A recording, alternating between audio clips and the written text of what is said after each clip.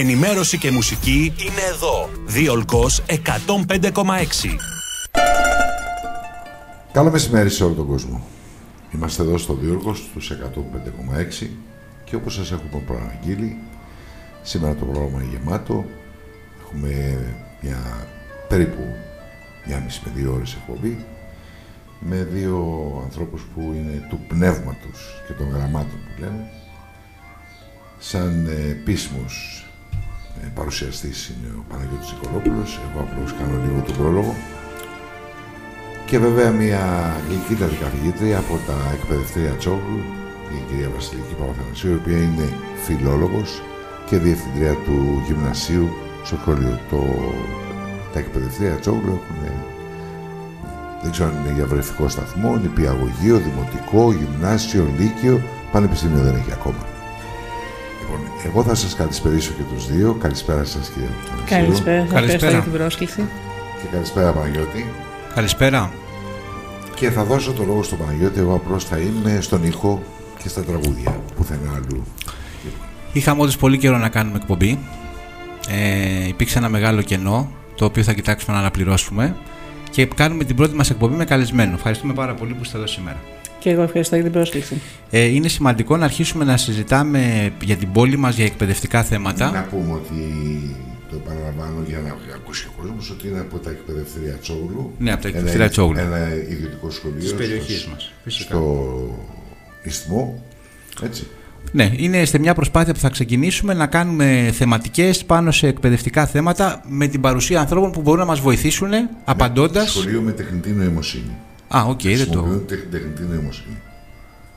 Προσπαθούμε να χρησιμοποιήσουμε ό,τι πιο επικαιροποιημένο και πιο σύγχρονο εργαλείο υπάρχει για τον εκπαιδευτικό, καθώς αυτό που ίσως και θα το δούμε και στη συνέχεια της συζήτησής μας πώς θα προχωρήσει, αλλά θεωρώ πως ακόμα ως εκπαιδευτική κοινότητα δεν έχουμε ακόμα, μιλάω στο σύνολο, δεν μιλάω μόνο για το δικό μας σχολείο, δεν έχουμε ακόμα καταφέρει να αναπτύξουμε όλα εκείνα τα εργαλεία που θα βοηθήσουν τον εκπαιδευτικό να τα χρησιμοποιήσει μέσα στη σχολική τάξη, στην προετοιμασία του πριν μπει στη σχολική τάξη ή και να τα κάνει διαχειρίσιμα για τους μαθητές του. Είναι ένας από τους στόχους αυτούς και δεν είναι μόνο για μας. Φαντάζομαι ότι πλέον ανοίγει σε όλη την ελληνική εκπαίδευση το κομμάτι του AI, της τεχνητής νοημοσύνης. Το ερώτημα βέβαια από εκεί πέρα είναι πώς θα αξιοποιηθούν όλα αυτά, πόσο θα μας λύσουν τα χέρια και τι αποτελέσματα θα έχουμε από την χρήση αυτή μακροπρόθεσμα. Ωραία, θα το δούμε και αυτό. Είναι πολύ σημαντικό και καλώς το αναφέρετε. Απλά εντάξει, το θέμα της τεχνητής νοημοσύνης έχει μπει στη ζωή μας λίγο γρήγορα, λίγο απότομα και βία. Και τα παιδιά δεν το έχουν καταλάβει για ποιο λόγο, αλλά ούτε και οι μεγάλοι, όχι μόνο τα παιδιά, πώς μπορεί να βοηθηθούν από αυτό. Προς το παρόν, σε ένα μεγάλο ποσοστό είναι ένα εργαλείο διευκόλυνσης, το οποίο εάν τελικά βαφτιστεί από όλους μας ως εργαλείο διευκόλυνση, δεν θα είναι για καλό για τη μάθηση. Σίγουρα. Ήδη η μάθηση βάλεται από παντού. Πριν όμως πάμε να δούμε διάφορα θέματα, να δούμε λίγο πρώτα απ' όλα για το σχολείο, να πούμε δύο πράγματα. Να πούμε τα πολύ βασικά, δηλαδή ποια είναι η φιλοσοφία, πώς μπορεί να διαχειριστεί ένα ιδιωτικό σχολείο όλες αυτές τις διαφορετικές τάξεις και ποια είναι η προσέγγιση που έχει όσον αφορά τις δυσκολίες που έχει σήμερα η παιδεία. Και όχι μόνο γενικά στην Ελλάδα, γιατί κυρίως τα βλέπουμε όλα γενικά. Να το δούμε λίγο τοπικά. Μας ενδιαφέρει να δούμε δηλαδή, τι συμβαίνει στην πόλη μας για ένα ιδιωτικό σχολείο. Στα πάμε από την αρχή λοιπόν. Τα εκπαιδευτήρια Τσόγλου είναι νομίζω πια το πιο σχολείο στην Κορινθία που έχει την πιο μεγάλη εκπαιδευτική εμπειρία. Το λέω αυτό γιατί μετρά πλέον πάνω από 30 χρόνια λειτουργίας, γι' αυτό και νομίζω ότι είμαστε πλέον οι πιο παλιοί σε εισαγωγικά, όχι όμως πιο γέροι, κουβαλώντας εμπειρία και μάλιστα είναι ένα σχολείο το οποίο ξεκίνησε να χτίζει τις εκπαιδευτικές του βαθμίδες βήμα-βήμα, ξεκινώντας πρώτα απ' όλα από το βρεφικό παιδικό σταθμό που είναι και η ειδικότητα της κυρίας Αγγελικής Ατσόγλου, της ιδιοκτήτριας και προέδρου των εκπαιδευτηρίων Ατσόγλου, και σταδιακά χτίζοντας και επενδύοντας πάνω στην εκπαίδευση αυτής της ηλικίας, της προσχολικής, άρχισε να δομεί και το υπόλοιπο σχολείο. Από το 1992 που είναι το ιδρυτικό έτος, σήμερα είμαστε στο 2025, έχουμε το γυμνάσιο που λειτουργεί 3 χρόνια σχεδόν, σήμερα φέτος κλείνουμε την τριετία, αποφοιτούν ουσιαστικά οι μαθητές του γυμνασίου, της τρίτης γυμνασίου και οδεύουν προς το Λύκειο και Θεού θέλοντος το 2025-26 το Σεπτέμβρη θα χτυπήσει το κουδούνι και για τους μαθητές του Λυκείου που θα ξεκινήσουμε την επόμενη βαθμίδα. Θεωρείτε ότι είναι εύκολο, εντός εισαγωγικών το εύκολο, για ένα ιδιωτικό σχολείο να λειτουργήσει εκτός Αθηνών, εκτός των μεγάλων πόλεων, με την ίδια ευκολία που μπορεί να δουλεύει στις μεγάλες πόλεις και να έχει την ίδια βοήθεια? Κοιτάξτε, ο ανταγωνισμός είναι ένα κομμάτι το οποίο υπάρχει σε όλα τα σχολεία και σε όλες τις περιοχές. Στην επαρχία τώρα που κινούμαστε εμείς, σαφώς το κομμάτι, το ονομαστικό, σε ξέρω, με ξέρεις, μπορεί να αποτελέσει δύσκολο σημείο αφετηρίας, μπορεί να γίνει και εργαλείο. Από εκεί και πέρα, νομίζω αυτό που καταθέτει ο καθένας είναι η ποιότητα στην εκπαίδευση. Και εν τέλει αυτό που ξεχωρίζει σιγά σιγά είναι τι πραγματικά έχει να καταθέσει κάθε εκπαιδευτικός οργανισμός, επειδή μιλάμε για τα ιδιωτικά σχολεία, τι έχει να καταθέσει στην εκπαίδευση. Ναι, η απορία μου στο κομμάτι αυτό είναι το εξής. Εφόσον υπάρχουν τα δημόσια σχολεία, τα οποία λειτουργούν στο βαθμό που λειτουργούν, επειδή ξεκινάμε από το χειμώνα, μπαίνουμε σε ένα νέο περιβάλλον για μένα. Ναι. Το ξέρετε, της ιδιωτικής παιδείας σε όλα πια τις βαθμίδες. Θα μπουν και τα ιδιωτικά πανεπιστήμια, θα συζητήσουμε λίγο μετά να πείτε και τη γνώμη σας τι μπορεί να αλλάξει. Θεωρείτε ότι το δημόσιο σχολείο σιγά σιγά χάνει την έγκλη του, χάνει τη δυναμική του και οι γονείς αρχίζουν και επιλέγουν το ιδιωτικό γιατί θεωρούν ότι εκεί θα βρουν μια καλύτερη προσέγγιση σε πολλά ζητήματα όπως ασφάλεια, καλύτερη προσέγγιση από τους καθηγητές, μεγαλύτερη αυστηρότητα κτλ. Νομίζω ότι εδώ μπαίνετε μέσα στα προβλήματα που χρονίζουν στα δημόσια σχολεία και τα οποία δυστυχώς δεν έχουμε καταφέρει να επιλύσουμε ως κοινωνία, ως Υπουργείο αν θέλετε. Ένα ιδιωτικό σχολείο κινείται μέσα σε ένα πλαίσιο ελέγχου. Για παράδειγμα, το κομμάτι της αξιολόγησης. Θα είχε τεθεί ποτέ σε ιδιωτικό σχολείο, θα αμφισβητούνταν, μάλλον το πω πιο σωστά, να μην υπάρχει σύστημα αξιολόγηση σε ένα ιδιωτικό σχολείο? Μπορεί να μην κάνει την αυταξιολόγησή του προκειμένου να πάει παρακάτω στην επόμενη χρονιά? Αν μη τι άλλο, το ζητούμενο είναι κλείνοντας τη σχολική μας χρονιά να κάνουμε μόνοι μας την αυτοαξιολόγηση, τι στόχους είχαμε, ποιους πετύχαμε, σε ποιο βαθμό τους πετύχαμε και από εκεί και πέρα να δούμε τι στόχους θα θέσουμε για τη νέα χρονιά, πού θα επαναπροσανατολιστούμε και να γίνουν οι διορθωτικές επεμβάσεις. Το κομμάτι της αξιολόγησης στη δημόσια εκπαίδευση μπήκε τα τελευταία χρόνια και με πολλές δυσκολίες και από όλες τις πλευρές, και από την πλευρά των γραφείων εκπαίδευσης και από την πλευρά των εκπαιδευτικών. Οπότε θέλω να πω ότι το ιδιωτικό σχολείο, λόγω της ευελιξίας που οφείλει να έχει, εκ των πραγμάτων κάποια πράγματα τα έχει αντιμετωπίσει πολύ πιο γρήγορα. Ναι. Δεν πάβει να είναι και μια επιχείρηση. Οπότε, όταν ο γονιός καταθέτει χρήματα, θέλει και ποιότητα εκπαίδευσης. Άρα, είναι ζητούμενο εδώ να ανέβει ο πύχης στο μαθησιακό, να ανέβει ο πύχης στο κομμάτι της φύλαξης ασφάλειας, να υπομισθούν ευθύνες όταν πρέπει να δοθούν ευθύνες σε υπεύθυνους, σε προβλήματα που προκύπτουν, θέματα παραβατικότητας. Ναι. Όλα αυτά πρέπει να αντιμετωπίζονται αποτελεσματικά. Θα σας πω γιατί το ρωτάω. Πολύ ολοκληρωμένη απάντηση και ευχαριστώ γι' αυτό. Απλά να σας πω γιατί το ρωτάω. Το ρωτάω γιατί η εκπομπή αυτή, η εκπομπή μας αυτή, όπως ξέρετε, ή μάλλον όλες τις εκπομπές που έχουμε κάνει μέχρι σήμερα, προσπαθούμε να δούμε λίγο τι συμβαίνει στην εκπαίδευση γενικότερα. Την έχουμε ονομάσει γνώση είναι δύναμη, γιατί θεωρούμε ότι η γνώση βοηθάει πολύ όλους μας.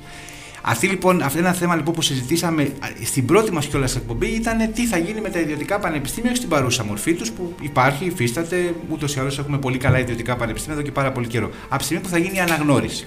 Έχει ξεκινήσει λοιπόν μια διαδικασία εδώ και αρκετό καιρό στην Αθήνα κυρίως να εξαγοράζονται ιδιωτικά σχολεία μεγάλα, δεν το έχετε ακούσει, από μεγάλους οργανισμούς. Ναι. Που έρχονται σε μεγάλους εκπαιδευτικούς ομίλους του εξωτερικού. Και ο Δούκας, νομίζω, και ο Πλάτωνας. Ναι. Φύγανε από την αγορά και αγοραστήκαν από μεγάλους ομίλους, που αυτοί οι όμιλοι ουσιαστικά έχουν και ιδιωτικά πανεπιστήμια. Είναι αγορά, όπως είπατε, και όλα αυτά είναι πολύ δόκιμα. Το ζήτημα είναι το εξής. Υπάρχει πιθανότητα να επηρεαστεί όμως γενικότερα το κομμάτι της εκπαίδευσης, διότι αν εγώ φοιτώ σε ένα ιδιωτικό σχολείο που υπάρχει αντίστοιχα ένα ιδιωτικό πανεπιστήμιο, θα υπάρχει μια καθοδήγηση. Και έτσι λοιπόν θα περιοριστεί το δημόσιο πανεπιστήμιο, το οποίο μεταξύ μας, έτσι όπως λειτουργεί, ίσως πρέπει και να περιοριστεί. Αλλά... Να βάλω εγώ αλλιώς την συζήτηση. Να δούμε λίγο το μαύρο-άσπρο. Τα ελληνικά πανεπιστήμια δεν έχουν χαμηλή αξιολόγηση στην παγκόσμια λίστα. Όχι, βέβαια. Ούτε Έλληνες καθηγητές, με συγχωρείτε που διακόπτω. Έχουμε εξαιρετικούς. Και έχουμε φοιτητές οι οποίοι έχουν διαπρέψει.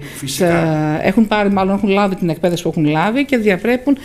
Εδώ θα βάλω ένα δυστυχώς στην διεθνή αγορά, υπό την έννοια ότι η δημόσια πανεπιστημιακή εκπαίδευση είναι δωρεάν, άρα το ελληνικό δημόσιο, αν θέλετε, έχει επενδύσει επάνω στην εκπαίδευση αυτών των νέων φιλόδοξων, πολλά υποσχόμενων επιστημόνων, αλλά δεν έκανε απόσβεση.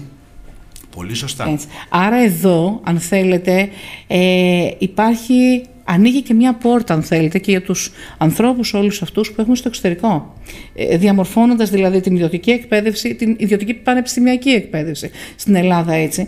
Ίσως λοιπόν ανοίγει να μπορέσουμε να κάνουμε μια μπαλινόστηση, να το πούμε έτσι, των επιστημόνων μας που εργάζονται στο εξωτερικό, πολλοί στελεχώνουν πανεπιστήμια στις περισσότερες χώρες του κόσμου. Και επομένως ας μην το βλέπουμε πάντα αρνητικό. Ανοίγονται ευκαιρίες, ανοίγονται δρόμοι. Αρχικά, συγγνώμη που σας διακόπτω, δεν το βλέπω αρνητικά, μην παρεξηγηθώ. Θέλω όμως να το συζητήσω με έναν άνθρωπο ο οποίος είναι του χώρου. Υπάρχει συζήτηση όμως προς την αρνητική πλευρά στην κοινωνία. Θέλω να το ολοκληρώσετε για να συνεχίσω, όχι στην αρνητική πλευρά, να συνεχίσω λίγο τη σκέψη μου πάνω σε αυτά που συζητιόνται.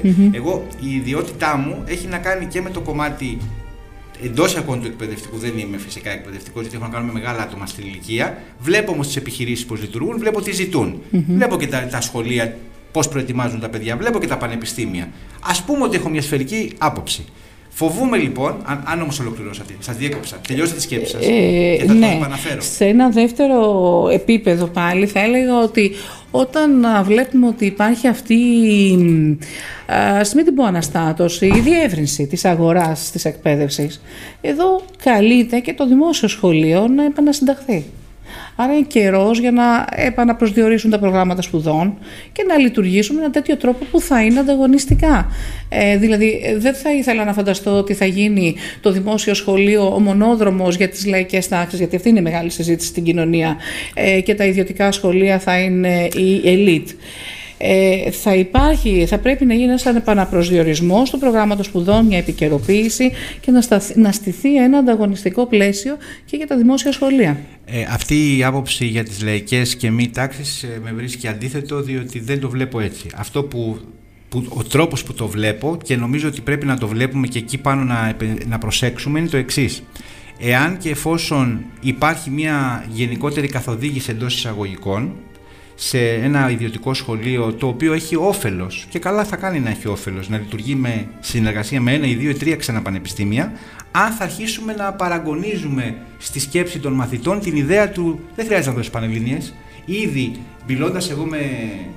διαφωνείτε. Μεγάλη κουβέντα οι πανελλήνιες. Ήδη συζητώντας με πολλούς γονείς, και μετά θα συζητήσουμε και για άλλα θέματα πάνω στο θέμα αυτό, αλλά συζητώντας με πολλούς γονείς με ρωτούν. Και θέλω να ακούσω και τη δική σας απάντηση σε αυτό. Γιατί να δώσω, το παιδί μου να δώσει, κόστος φροντιστηρίου, τεράστιο. Κόστος εκτός Αθηνών, τεράστιο. Κόστος ζωής, πιο τεράστιο. Άρα για ποιο λόγο να μην επιλέξω ένα πολύ καλό ξένο πανεπιστήμιο? Για τη λαϊκή τάξη πια θα είναι το ξένο πανεπιστήμιο, έτσι όπως πάμε. Και όχι για. Ναι. Δηλαδή, είναι μια. Βάλτε κάτω να δείτε πόσο κάνει να πάει κάποιος στη Θεσσαλονίκη να σπουδάσει. Μήπως λοιπόν στο πλαίσιο αυτό. Να σας βάλω κι εγώ άλλο ένα ερώτημα εδώ, όπως το συζητάτε. Και γιατί οι πανελλήνιες να είναι το μονοπόλιο της πανεπιστημιακής εκπαίδευσης? Δηλαδή, γιατί να πρέπει να σπουδάσω, να μπω στο πανεπιστήμιο μόνο μέσα από πανελλήνιες και να μην υπάρχει άλλος δρόμος? Μα φυσικά. Μα καταδικάζω έτσι τους ανθρώπους που είναι και σε μεγαλύτερη ηλικία, που θέλησαν να θεωρήσουν. Και έχουμε και στροφή επίσης μεγαλύτερων ηλικιών που δεν έχουν ολοκληρώσει ακόμα και την υποχρεωτική φοιτηση. Ναι. Αλλά πολλοί όμως συνεχίζουν και φελερτάρουν και με το πανεπιστήμιο. Μισό λεπτάκι τώρα. τώρα, γιατί ανοίγεται κι άλλο θέμα. Βέβαια, ναι. Πάμε να δούμε το εξής τώρα. Σε περίπτωση που βάλουμε πρώτα, ας βάλουμε τους νέους. Έχετε απόλυτο δίκιο. Δεν συμφωνώ καθόλου με τις Πανελλήνιες. Δηλαδή, μετράμε έναν μαθητή για 1 ώρα, 2, 3, πόσο του δίνω. Για 3 ώρες και σε συγκεκριμένα μαθήματα που μπορεί και να μην έχουν σχέση με τα παπαγαλίζει κιόλας. Το ξέρετε καλύτερα από μένα. Βέβαια. Ειδικά στην κατεύθυνσή σας, μιλάμε για. Παρ' όλα αυτά, του ζητάμε αυτό. Το ζήτημα είναι ότι σύμφωνα με τον νόμο και το νομοσχέδιο, που δεν ξέρω αν θα βελτιωθεί στην πορεία, με βάση το βαθμό του τελευταίου εισαχθέντα σε μία σχολή, θα μπορεί ένας μαθητής να εισέρχεται σε ένα ιδιωτικό πανεπιστήμιο και να επιλέγει αυτός τι θα σπουδάσει. Ευελπιστώ αυτό να μην γίνει έτσι, γιατί μπαίνει και ο παράγοντας γονιός εδώ και του λέει, αφού δεν έγινες δικηγόρος από εδώ, να σε πάω από εκεί. Άρα λοιπόν αυτόματα δημιουργούμε φοιτητές οι οποίοι δεν θα έχουν την ικανότητα να ανταπεξέλθουν. Πάω τώρα και στους μεγάλους. Οι μεγάλοι γιατί σπουδάζουν? Σπουδάζουν γιατί τους αναγκάζει το περιβάλλον. Πρέπει να πάρουν ένα πτυχίο για τη σύνταξη, πρέπει να ξανασπουδάσουν για το μισθό. Άρα λοιπόν και αυτοί ξαναγυρνάνε πίσω. Δημιουργούμε λοιπόν ιδιωτικά πανεπιστήμια που μπορεί να αποτελούνται από μαθητές που είναι σε λάθος κατευθύνσεις και από μεγάλους οι οποίοι αναγκάζονται να σπουδάσουν. Να σας βάλω εγώ το επόμενο ερώτημα. Τα ιδιωτικά πανεπιστήμια. Να μου απαντήσετε σε αυτό, γιατί κάνουμε τα ερωτήματα. Τα ιδιωτικά πανεπιστήμια συνήθως έχουν όμως και ένα άλλο φίλτρο. Ότι ελέγχουν, είσαι γι' αυτό το αντικείμενο σπουδών ή σε κατευθύνω κάπου αλλού. Επειδή... Αυτό που θα έπρεπε να είχαμε κάνει ως κοινωνία πολύ νωρίτερα πριν στείλουμε τα παιδιά. Πολύ που κάνουμε αυτή τη συζήτηση. Μας διακόπτεις. Πρώτα απ' όλα συγχαρητήρια για την εκπομπή, όχι δικά μου. Μηνύματα που έχω και είναι ένα από το Βέλο και ένα από το Ξυλοκάστρο και δεύτερο από το Ξυλοκάστρο μου έδωσαν το εξής. Γυρίζουν πίσω γιατί φτιάχτηκαν οι μισθοί ή γιατί κουραστήκαν έξω ή δεν έχουν καλές συνθήκες. Εννοείς στο πανεπιστήμιο? Γυρίζουν πίσω όχι φοιτητές, οι έτοιμοι που ξαναγυρίζουν πίσω στην Ελλάδα. Οι επιστήμονες που λέμε ότι έχουν φύγει στο εξωτερικό. Γυρίζουν πίσω, ακόμα δεν νομίζω ότι γυρίζουν. Δεν γυρίζουν. Υπάρχει, στην Κορινθία υπάρχει επιστολή. Στα σχολεία που βλέπουμε εμείς, στο σχολείο μέσα. Αλλά... Όχι, βλέπουμε τα παιδιά τους ότι φοιτούν στα σχολεία. Έχουν επιστρέψει. Γυρίζουν γιατί ήταν πολύ στη Μεγάλη Βρετανία, η οποία έχει πάψει να είναι να έχει ένα καλό περιβάλλον, γιατί είναι πολύ πιο ακριβή, γιατί είναι αρνητική προς τους ξένους πια μετά που βγήκε από την Ευρωπαϊκή Ένωση. Είχαμε πολλούς Έλληνες στην Αγγλία να δουλεύουν. Και όχι με καλούς μισθούς. Νομίζω και στα σχολεία του εξωτερικού δεν είχαν πολύ καλούς μισθούς. Απλά είχαν καλύτερες συνθήκες από ό,τι ξέρω. Όχι, αυτό που εμείς βλέπουμε και στο σχολείο και τις μαθητές που φοιτούν, έχουμε ανθρώπους οι οποίοι θέλουν να ξαναγυρίσουν πίσω στον τρόπο ζωής στην ελληνικό. Δηλαδή, που δεν συγκρίνεται. Αυτό είναι μεγάλη συζήτηση. Ένα κομμάτι αυτό, και επίσης άλλα θέματα που μας έχουν μεταφέρει είναι η αυξημένη παραβατικότητα στο εξωτερικό, που δεν μπορεί να ελεγχθεί, και ο φόβος που υπάρχει. Συν θα έλεγα, χωρίς να μπορώ να μπω πιο βαθιά εδώ, στο κομμάτι της κουλτούρας και της ξένης κουλτούρας που προσπαθεί να διαχυθεί σε βάρος του ελληνικού στοιχείου που προσπαθούν να κρατήσουν ζωντανό. Αυτό είναι... Υπάρχει μια αραβοφοβία, να το πω έτσι. Αυτό είναι ένα πολιτικό φαινόμενο που αναπτύσσεται και ας μην το συζητήσουμε, γιατί θα χαθούμε. Είναι μεγάλο κομμάτι αυτό. Υπάρχει μια αραβοφοβία, αλλά ας μην πάμε. Όχι, μην το πιάσουμε αυτό. Ας μείνουμε σε αυτό που προσπαθούσαμε να δούμε. Να δούμε δηλαδή εάν τελικά το ιδιωτικό σχολείο μπορεί να γίνει ένας προθάλαμος για τα ιδιωτικά πανεπιστήμια, τα οποία στο πλαίσιο της εμπορικότητας θα δίνουν τη δυνατότητα, για να απαντήσω σε αυτό που είπατε, χωρίς αξιολόγηση, στον οποιοδήποτε να επιλέξει τι θα σπουδάσει. Και εγώ δεν είμαι εναντίον σε αυτό. Δικαίωμά του είναι. Το θέμα είναι, θα ολοκληρώσει, θα βγει, και αν βγει, πόσους τέτοιους θα μπορούμε να ανταπεξέλθουμε, να ανταπεξέλθει η αγορά, να τους απασχολήσει. Το επάγγελμά σας, του φιλόλογου, ξέρουμε ότι περνάει μια κρίση. Παρ' όλα αυτά, δεκαετίες. Συνεχίζουν τα παιδιά να ζητάνε, και εγώ τους λέω το εξής: αν αγαπάς να είσαι εκπαιδευτικός, δεν θα σε εμποδίσει κανείς. Αν αγαπάς τα παιδιά. Φοβάμαι ότι πολλοί δεν πάνε επειδή αγαπάνε τα παιδιά. Αγαπάνε αυτή την εικόνα τις 3 μήνες που καθόμαστε. Αυτό το έχω ακούσει πολλές φορές. Και είναι ένα παραμύθι, συγγνώμη κιόλας. Δεν κάθεται ο εκπαιδευτικός, απλά έτσι νομίζουν. Καταρχήν, ακριβώς αυτό που είπα, το επάγγελμα του εκπαιδευτικού δεν είναι το 9 μήνες συν τις 15 ημέρες άδειας ή το καλοκαίρι. Νομίζω ότι ξεφεύγει από τα όρια του επαγγέλματος, και ιδίως με τις αλλαγές που συμβαίνουν στην κοινωνία μας, με το influencing, ας με επιτραπεί ο όρος, που έχουμε από τα πλατφόρμες ψηφιακής δικτύωσης, οι οποίες βρίσκουν πλέον ανταποκριτές σε όλο και πιο μικρές ηλικίες. Τα μηνύματα, με λίγα λόγια, οι προσλαμβάνουσες των παιδιών είναι πολλές φορές τόσο επικίνδυνες που υπάρχουν δύο στηρίγματα. Ή το παιδί θα πάει στην οικογένεια ή θα κατευθυνθεί στο σχολείο να ζητήσει βοήθεια. Αν βρει διέξοδο στον εκπαιδευτικό ή στο γονέα, είναι ευχή και νομίζω θα δουλέψει καλά για το παιδί αυτή η παράμετρος. Εάν όμως το παιδί δεν βρει διέξοδο ούτε στη μια πλευρά ούτε στην άλλη, δυστυχώς θα χάσουμε πάρα πολλούς ανθρώπους ψυχικά, ηθικά, ακριβώς. Επομένως, το στίχημα του να είσαι εκπαιδευτικός δεν είναι το οικονομικό κίνητρο, σαφώς δεν υπάρχει αυτή τη στιγμή. Είναι περισσότερο το κατά πόσο αγαπάς αυτό το κομμάτι, την ηλικία στην οποία αναφέρεσαι, τα παιδιά, και τι μπορείς να προσφέρεις σε αυτά τα παιδιά και πώς μπορείς να το στηρίξεις και ως προσωπικότητα εσύ αυτό το κομμάτι της εκπαίδευσης. Το κάνετε μας αποδεικνύει ότι εσείς θέλατε να γίνετε εκπαιδευτικός. Νομίζω ότι πάντα τον εαυτό μου το φανταζόμουν μπροστά στην αμπίνα. Έχω γράψει πάρα πολύ τους στίχους του σπιτιού, έλυνοντας ασκήσεις και παράδειγμα μάθημα στους φανταστικούς μαθητές μου πίσω. Το ερώτημα είναι, οι νεαροί και οι νεαρές που επιλέγουν το επάγγελμα σήμερα έχουν αυτό το όνειρο? Νομίζω υπάρχει μια φθήνουσα πορεία στη ζήτηση των εκπαιδευτικών επαγγελμάτων, ακριβώς λόγω των δυσκολιών που αντιμετωπίζουν και των οικονομικών. Άρα λοιπόν ένα ιδιωτικό... Και απαξίωσης, εδώ θα βάλω και αυτό, και την απαξίωση του εκπαιδευτικού που δεχόμαστε. Μεγάλη. Άρα ένα δημόσιο πανεπιστήμιο, για να μην νομίζουμε ότι προσπαθώ εγώ να πω κάτι εναντίον των ιδιωτικών, δεν προσπαθώ να πω αυτό. Ένα δημόσιο πανεπιστήμιο που ήδη λειτουργεί λάθος, που ήδη λέει μπείτε όπου θέλετε, δεν περιορίζει σχολές, δεν ενημερώνει τα παιδιά.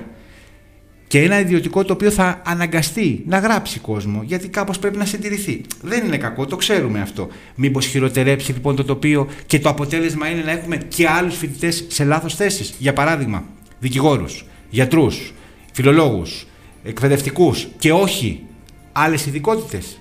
Γιατί διάβασα προχθές ένα δημοσίευμα, και με συγχωρείτε τώρα που μονοπολώ για 2 λεπτά τη συζήτηση, που έλεγε ότι έχουμε τεράστια ανεργία σε ποια επαγγέλματα? Στα τουριστικά, στα τεχνικά. Γιατί όμως, λέει, έχουμε? Γιατί οι συνθήκες εργασίας σε ένα ξενοδοχείο δεν είναι τόσο καλές για τα παιδιά και δεν το επιλέγουν. Κουράζομαι να ακούω, λοιπόν, κουράζομαι να ακούω κάποιους να λένε οι νέοι δεν επιλέγουν να δουλέψουν, λένε να υπάρχουν δουλειές. Τέλος πάντων, το κλείνω αυτό. Τουριστικών επαγγελμάτων, ξέρετε, στην Ελλάδα δεν έχουμε κάτι το ιδιαίτερο από σχολές. Νομίζω, αν δεν κάνω λάθος. 2 σχολές είναι. Ναι. Ακριβώς. Αν λοιπόν δεν προωθήσουμε τα παιδιά εκεί που πρέπει, δεν θα συνεχίσουμε να έχουμε πρόβλημα ανεργίας, δεν θα συνεχίσουμε να βγάζουμε κακούς επαγγελματίες. Τα ιδιωτικά, πιστεύετε, θα βοηθήσουν σε αυτό ή θα το χειροτερέψουν? Μα γι' αυτό είναι κάτι το οποίο το είπαμε πριν, το ξεκινήσαμε και σταματήσαμε, ότι η διαδικασία του ξεκαθαρίσματος, της ανίχνευσης των δεξιοτήτων, των ικανοτήτων, πρέπει να ξεκινήσει πολύ νωρίς. Πρέπει να ξεκινήσει από τη δευτεροβάθμια εκπαίδευση. Μη σας πω ότι και από τις τελευταίες τάξεις του δημοτικού, που εκεί το παιδί πλέον φλερτάρει με την εφηβεία πολύ πιο δυναμικά σε σχέση με προηγούμενες δεκαετίες, πλέον τα ερεθίσματα πρέπει να δίνονται στα παιδιά για να αρχίσουν να ανακαλύπτουν πράγματα. Όχι γιατί ένα παιδί 12-15 χρονών μπορεί να επιλέξει τι θα κάνει στη ζωή του ή να τα ακολουθήσει, αλλά για να προσλαμβάνει ερεθίσματα που θα τον βοηθήσουν να καταλάβει και ο ίδιος τον αυτοπροσανατολισμό του. Φυσικά. Και δοκιμάζεται ίσως πολλές φορές. Φυσικά, μπορεί να σου πει μ' αρέσει να επικοινωνώ με τον κόσμο. Μπορεί να σου πει ότι μ' αρέσει να μιλάω, μ' αρέσει να είμαι σε ένα περιβάλλον με κόσμο. Ένα άλλο μπορεί να σου πει δεν μ' αρέσει. Δηλαδή φαίνεται. Μπορείς να πάρεις μερικά στοιχεία. Άρα λοιπόν δεν περιμένουμε από το ιδιωτικό ή το δημόσιο πανεπιστήμιο να κάνουμε το ξεκαθάρισμα. Πρέπει να ξεκινήσουμε στα σχολεία νωρίτερα. Το κάνετε εσείς αυτό? Εμείς το κάνουμε. Εμείς το κάνουμε και ξεκινάμε τον επαγγελματικό προσανατολισμό από την 5η Δημοτικού κιόλας. Φέτος, για παράδειγμα, οργανώσαμε μια ημερίδα επαγγελματικού προσανατολισμού και φέραμε επαγγελματίες μέσα στο σχολείο ή διαδικτυακά, γιατί είχαμε και συνδέσεις με το εξωτερικό, είτε από την τοπική επιχειρηματικότητα, γιατί πρέπει τα παιδιά να δουν και στον τόπο τους τι μπορούν να κάνουν και να μην έχουμε διαρροές, αλλά και από ανθρώπους οι οποίοι ξεκίνησαν μέσα από το σύστημα της αριστείας, και των υποτροφιών και έφτασαν, ας πούμε, είχαμε σύνδεση με Σαν Φρανσίσκο με εργαζόμενο της Amazon στον τομέα των τηλεπικοινωνιών, η Σουηδία ή με Αθήνα, έτσι ώστε να μπορέσουμε να τους δώσουμε μια μεγάλη γκάμα ενδιαφερόντων και επαγγελμάτων. Ασχοληθήκαν τα παιδιά. Ναι, τους έκανε πάρα πολύ μεγάλη εντύπωση και ιδίως ο συνεργάτης μας που δουλεύει στην Amazon, στο Σαν Φρανσίσκο, πώς από το Πανεπιστήμιο της Κρήτης ξεκίνησε, σιγά σιγά έχτισε την καριέρα τους, καλή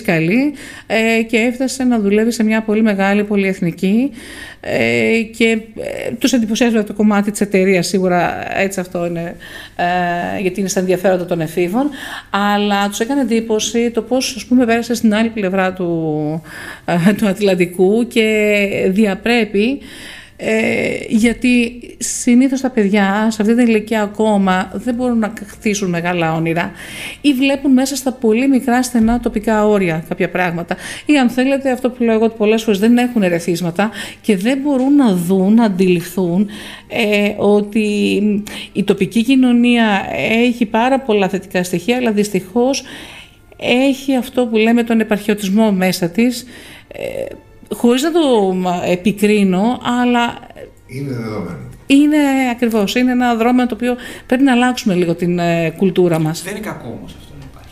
Δεν είναι κακό να γιατί είστε. αυτός από την Amazon που πολύ καλά το σχολείο σκέφτηκε να τον φέρει σε επαφή με τα παιδιά, είναι μια εξαίρεση. Ξέρετε όμως κάτι. Είναι μια εξαίρεση η οποία πρέπει να αρχίσουμε να σταματήσουμε να ασχολούμαστε με το διπλανό μας. Όχι βέβαια, δεν πρέπει. Πρέπει να κοιτάνε τα παιδιά τον εαυτό τους, να κοιτάνε. Να ασχολούνται με τον εαυτό τους, με τη δύναμή τους, με το τι μπορούν να κάνουν. Γι' αυτό το να τους δείχνουμε παραδείγματα που καλά κάνατε. Είμαι υπέρ του παραδείγματος αυτού. Αλλά το να τους δείχνουμε παραδείγματα τα οποία είναι λεπτομέρεια στον κόσμο που έχουν γύρω τους, δεν τους βοηθάνε πάντα. Πρέπει να τους δείχνουμε και την πραγματικότητα. Αυτόν που δεν είναι στην Amazon. Τους πήγαμε πενθήμερη εκδρομή στο Ντουμπάι. Μας κατέκριναν γι' αυτό. Γιατί? Κάποιοι. Άλλοι είπαν wow. Εμείς τι είχαμε στο μυαλό μας. Δεν σας κατέκριναν γιατί πήγατε γιατί είναι ακριβή εκδρομή και κάνετε. Όχι για το κόστος. Αυτή τη συζήτηση τώρα. Όχι για το κόστος. Το κόστος ήταν μέσα στο budget που θα μπορούσα να πάω και στην Ιταλία, θα μπορούσα να πάω και στο Λονδίνο. Όχι για το κόστος της εκδρομής. Με τοπικά ταξιδιωτικά συνδεθήκαμε, πρακτορία. Κινηθήκαμε στα πλαίσια της τοπικής κοινωνίας, γιατί μου αρέσει να αξιοποιώ τις δυνατότητες του τόπου μου. Λοιπόν, σε όλο αυτό λοιπόν το κομμάτι, εμείς θέλαμε να δείξουμε το εξής. Ένας τόπος που ήταν μέσα στην έρημο, μέσα στην άμμο, με βεδουίνους και με καμιλιέριδες. Το βλέπεις ότι μέσα σε 50 χρόνια έχει εξελιχθεί σε ένα κράτος που είναι το παγκόσμιο οικονομικό τεχνολογικό κέντρο και που αντλεί μυαλά από πουδήποτε στον κόσμο. Δεν θα πω περισσότερο στο κομμάτι του καθεστώτος και αυτά δεν μας αφορά. Αλλά εμείς τι θέλουμε να δείξουμε, ότι κοίταξε ότι πού ήταν και πού έφτασαν. Άρα τίποτα δεν είναι ακατόρθωτο. Χτίσε τα όνειρά σου, ψάξε και δες τι μπορείς να κάνεις και κυνήγεις το όνειρό σου.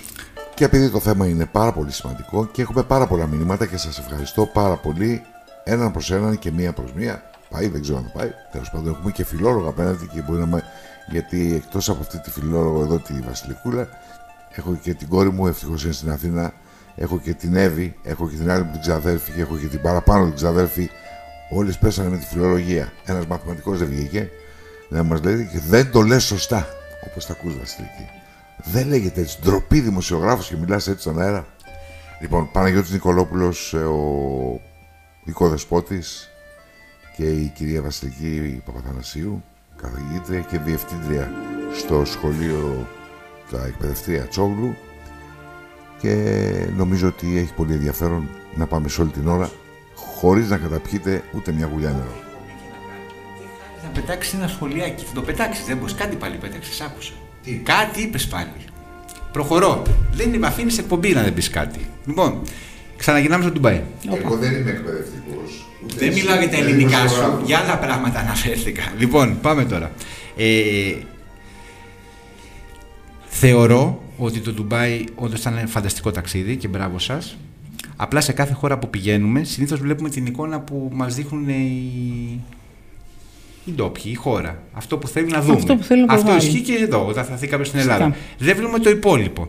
Αυτό λοιπόν που θα ήθελα σιγά σιγά να περνάει στην εκπαίδευση, σε όλες τις ηλικίες, είναι να αρχίσουμε να έχουμε πραγματική εικόνα για το τι μας συμβαίνει και το τι έχουμε γύρω μας. Γιατί μόνο έτσι θα είμαστε πιο ισχυροί να το αντιμετωπίσουμε. Δηλαδή, ο κύριος στην Amazon, που είναι κάτι πολύ καλό που κάνατε, πραγματικά είναι πολύ καλό, σίγουρα τους έδωσε την εικόνα του πώς κατάφερε να φτάσει εκεί και να εργαστεί και σίγουρα να διαπρέψει.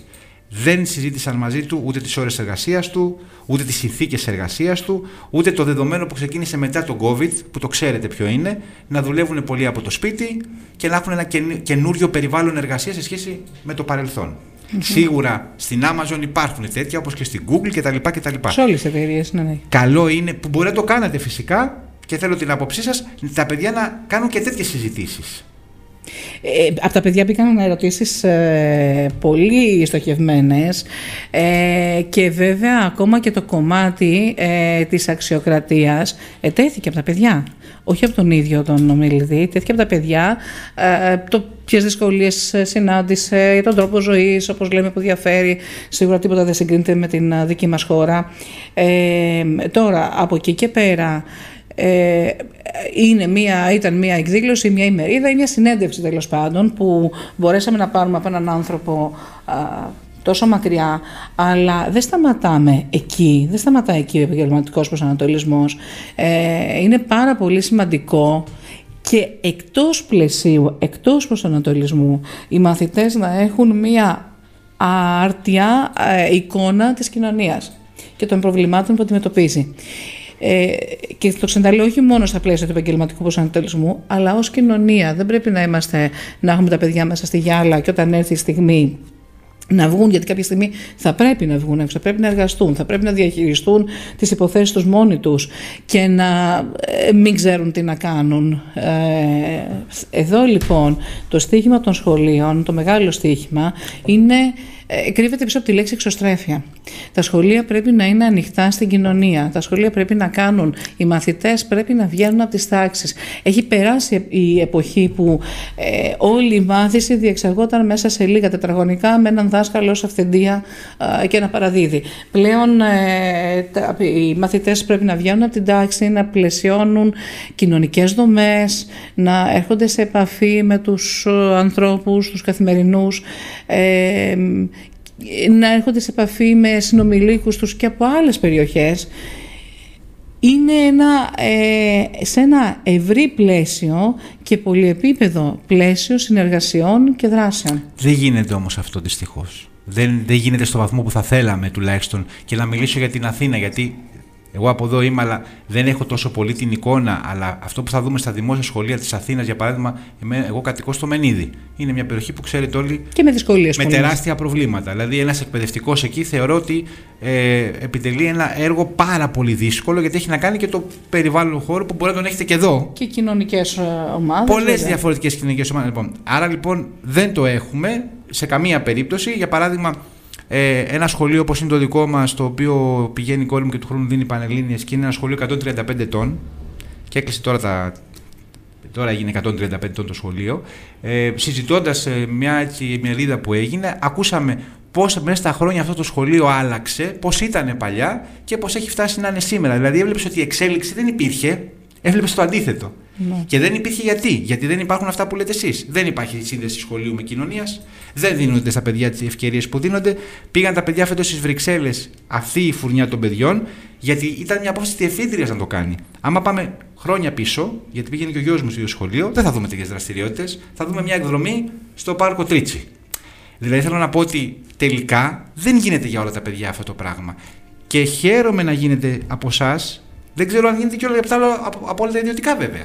Δηλαδή θεωρώ ότι πάμε στη λειτουργία της προσωπικής όρεξης. Έχουμε εκπαιδευτικό με όρεξη, γίνεται δουλειά. Δεν έχουμε, δεν γίνεται δουλειά. Αυτή είναι η πραγματικότητα. Έχουμε ένα Δήμο, γενικότερα έτσι δεν μιλάω, με όρεξη, γίνεται δουλειά. Δεν έχουμε, δεν υπάρχει πλάνο, δεν υπάρχει σχέδιο. Αν εσείς η διευθύντριά σας έχει πλάνο, έχει καλώς. Δεν έχει πλάνο, τελειώσαμε. Έτσι λειτουργεί το σύστημα, κατά την ταπεινή μου άποψη. Αυτό είναι το σύστημα νομίζω που συμβαίνει στη χώρα μας, που ισχύει στη χώρα μας 100 αιώνες πριν. Υπήρχε ποτέ μακροπρόθεσμο πλάνο στην οικονομική Όχι, πολιτική?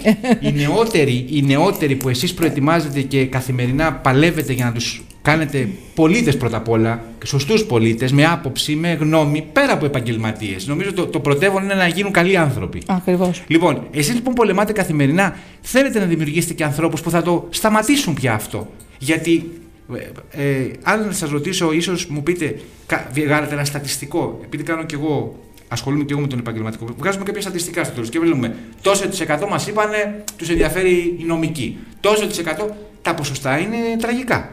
Είναι σπάνιο να ακούσεις τόσο % τον ενδιαφέρει να γίνει, ξέρω εγώ, τεχνολόγος, μηχανολόγος. Δεν ξέρει τι είναι. Ακριβώς. Ή ξέρω εγώ να σου πει γεωργικών μηχανημάτων. Τι είναι αυτό? Μου είχε βγει σε ένα επαγγελματικό γεωργικών μηχανημάτων. Ξέρετε, από τις... Και μου λέει τι είναι. Λέω, παιδί μου, να το συζητήσουμε. Τι σου λέει? Τι θα γίνω αγρότης? Φταίει το παιδί? Όχι.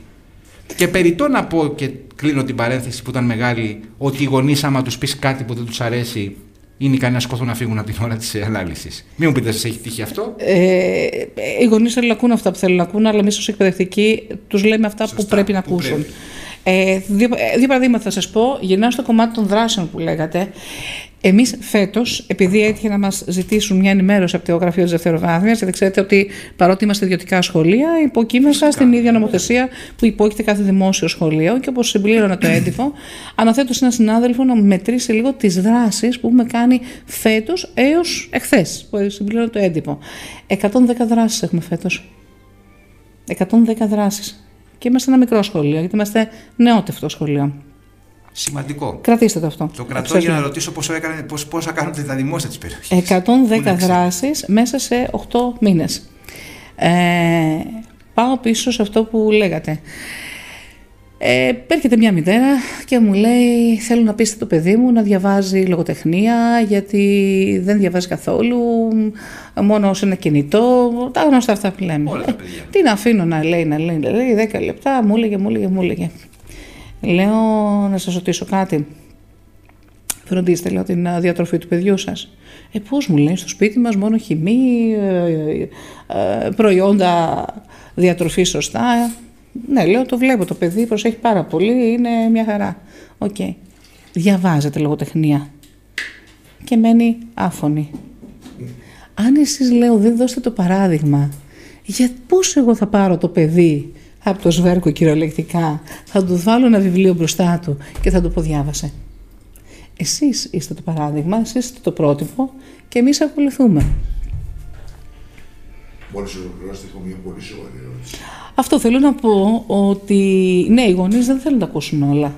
Δεν αντέχουν να τα ακούσουν όλα. Αλλά πρέπει οι αλήθειες να λέγονται και πρέπει να είναι προετοιμασμένοι, γιατί εν τέλει μας ενδιαφέρει να ικανοποιήσουμε τις αξιώσεις του γονέα. Μας ενδιαφέρει να δώσουμε προσανατολισμό στα παιδιά. Έχετε απόλυτο δίκιο, απλά θέλω να πω σε αυτό και δώσ' μου μισό λεπτό να κάνω μια ερώτηση και θα κάνεις εσύ και θα την ξανά. 5 λεπτά, παιδί μου. Θέλω να αρχίσουμε να βλέπουμε το εξής.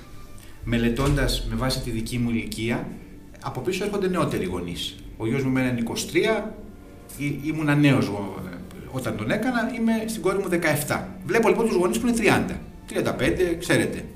Αυτοί οι γονείς έχουν γαλουχηθεί με το κινητό. Είναι αυτή η γενιά. Εμείς δεν προλάβαμε Εμείς δεν το προλάβαμε τόσο πολύ.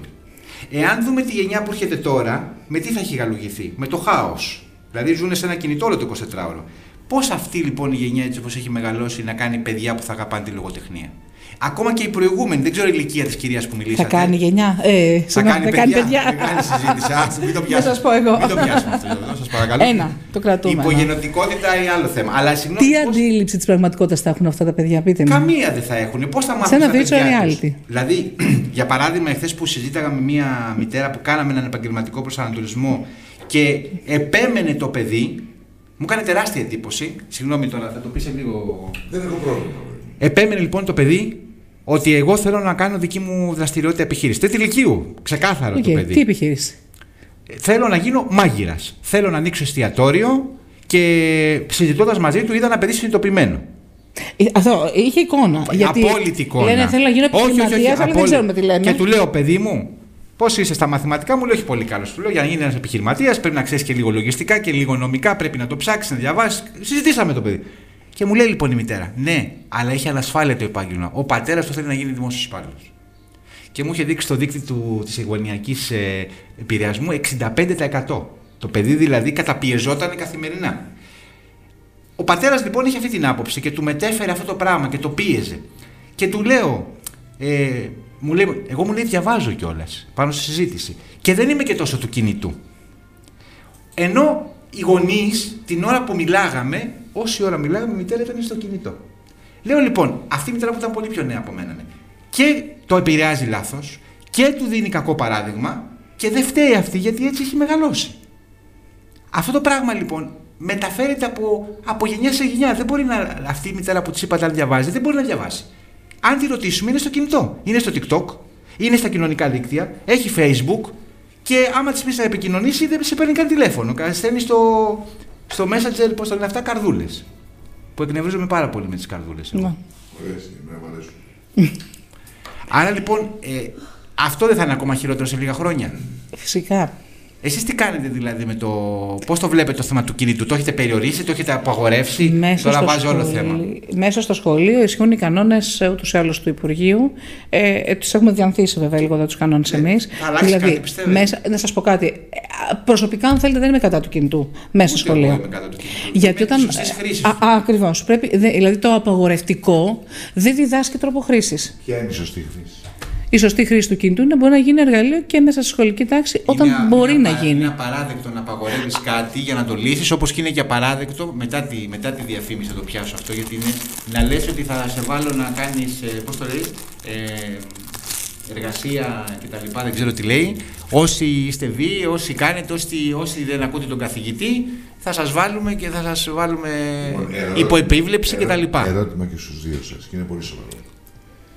Η κυρία που μιλάει, το παιδί της πάει σε ιδιωτικό σχολείο. Δεν μου λέει σε ποιο, στην Κόρινθο. Εντάξει. Καλά, και να σου λέει δεν θα το ανέφερες, υποθέτω. Εκτός αν πήγαινε στο σχολείο που έχουμε εδώ σήμερα. Για να ακούσουμε. Όχι. Ξέρω που πάει. Δεν μας θα μας πεις όμως, δεν μας αφορά. Και δεν είναι απαγορευτικό όπως εσείς. Όχι, μιλάμε ανοιχτά.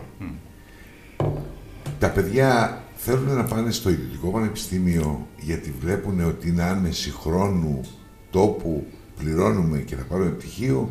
Και αποφεύγουν τις εξετάσεις να πάνε στο δημόσιο γιατί φοβόνται την αποτυχία. Ενώ εκεί μπήκαν χωρίς εξετάσεις, έχουν πάρει ένα 16-17, τους παίρνουν και πάνε και βγαίνουν εύκολα από τα ιδιωτικά πανεπιστήμια. Θα είναι τόσο εύκολη η δουλειά στα ιδιωτικά. Να προσθέσουμε στο ερώτημά της που είναι εξαιρετικό και για τα ιδιωτικά σχολεία. Υπάρχουν σήμερα γονείς που πηγαίνουν τα παιδιά τους σε ιδιωτικά σχολεία θεωρώντας ότι επειδή έχουν ιδιαιτερότητες, επειδή δεν είναι άτακτα, επειδή θα τελειώσουν, θα το πάρουν το πολιτήριό τους. Εγώ με δύο ιδιωτικά που συνεργάζομαι με εσάς και με ένα ακόμα, το Αριστοτέλειο, ξέρω ότι υπάρχει μεγάλη αυστηρότητα από τα σχολεία. Ασχέτως ο γονιός πώς σκέφτεται ότι θα περάσει το παιδί μου για πλάκα. Το πώς σκέφτεται ο γονιός, άλλο κομματέλα από τους γονείς, υπάρχει αυτή η τάση.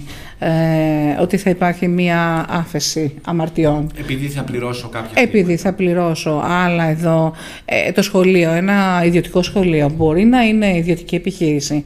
Είναι όμως ο οργανισμός εκπαιδευτικός. Δηλαδή δεν μπορεί να ταυτιστεί. Δεν μπορεί να μπει στο ίδιο πλαίσιο, στο ίδιο καλούπι, να το πω έτσι, με οποιαδήποτε άλλη επιχείρηση. Κερδοσκοπικού χαρακτήρα, ναι, αλλά παραμένει ένας εκπαιδευτικός οργανισμός που πρέπει να έχει όραμα, πρέπει να έχει σαφώς ανθρωποκεντρικό προσανατολισμό. Αν δεν υπάρχει πειθαρχία, αν δεν υπάρχει ένα σύστημα κανόνων, ένα πλαίσιο μέσα στο οποίο θα δρά ο εκπαιδευτικός, ο μαθητής, οι γονείς, θα πάψει ένα σχολείο. Άρα συμφωνείτε με την άποψη ότι θα πρέπει να αναδείξουμε, να ενισχύσουμε το δημόσιο πανεπιστήμιο περισσότερο και να μην δώσουμε τόσο μεγάλη δυναμική στα ιδιωτικά για να μην εξαφανιστεί εντελώς το δημόσιο πανεπιστήμιο? Γιατί το ιδιωτικό σχολείο, έχει τη δύναμη του εκπαιδευτικού που είναι πιο ανθρώπινος. Το πανεπιστήμιο δεν την έχει. Ο καθηγητής πανεπιστήμιου δεν μπορεί να είναι ανθρώπινος καθημερινά με 300 φοιτητές.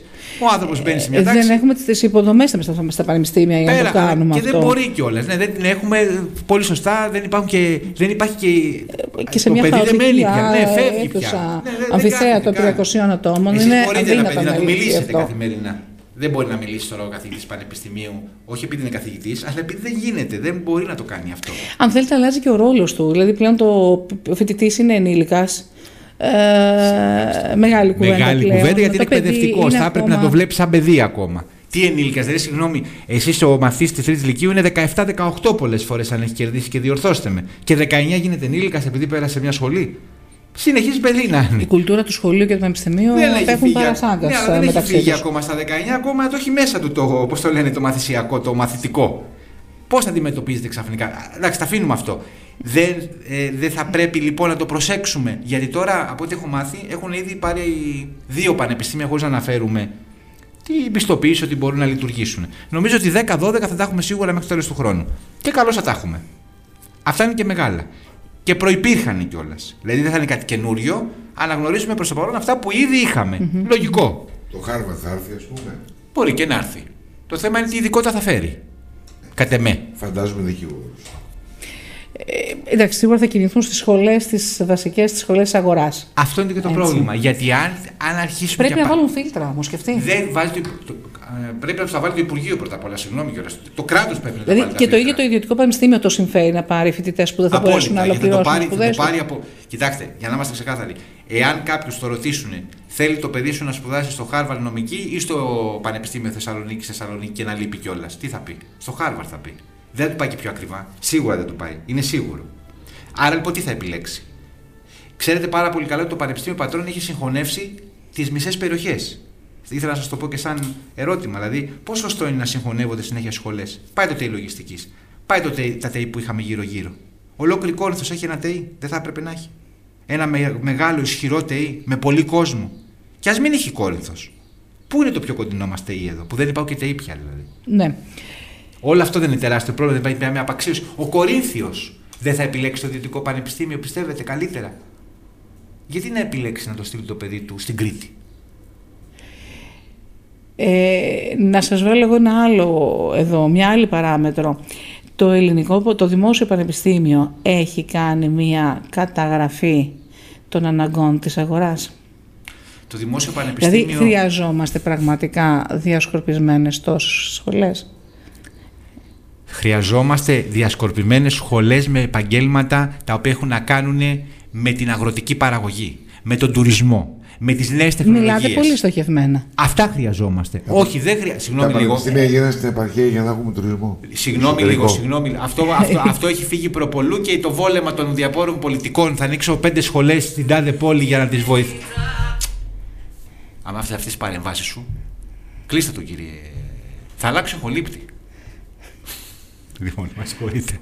Θα μου απαντήσει τώρα. Λοιπόν, συγγνώμη. Ναι. Αυτή η λογική που υπάρχει ότι το ηλεγιστικής θα το πάρει το πατρόν, θα μαζέψει όλες τις πόλεις στην Πάτρα. Γιατί αυτή είναι η πραγματικότητα, μην κρυβόμαστε. Μάζεψε 25 σχολές στην Πάτρα. Γύρω του δεν υπάρχει καμία σχολή πια. Είναι σωστό δηλαδή αυτό? Αυτό σημαίνει ότι το έκανε γιατί είχε κάνει μελέτη πιο πριν και είδε ότι δεν χρειαζόμαστε λογιστές, πιστεύετε? Ή για να ενισχύσει κάποιες πόλεις? Δεν μιλάω πολιτικά, μιλάω γενικότερα. Έτσι. Δεν λέμε για αυτή την προηγούμενη κυβέρνηση. Μιλάμε γενικότερα, μην παρεξηγηθώ. Ναι, αλλά εγώ θα μιλήσω. Το μηχανογραφικό πόσες σχολές έχει μέσα? Αν πάρουμε όλα τα παιδεία. Πάρα πολλές. Πόσες ξέρουν από αυτές? Καμία. Πόσες είναι βιώσιμες από αυτές? Τι σημαίνει βιώσιμο? Πόσες από αυτές? Το βιώσιμο υποχρεούσε εσύ να το κάνεις βιώσιμο, αν η σχολή αξίζει. Για παράδειγμα, εσείς, αν αύριο το πρωί σας λέγανε να σταματήσουμε να βγάζουμε φιλολόγους, θα λέγατε ναι ή όχι? Πρέπει να μετριάσουμε τους αριθμούς. Ναι, εγώ θα έλεγα λίγο, ακούγεται ακραίο, αλλά θα έλεγα κλείστε την.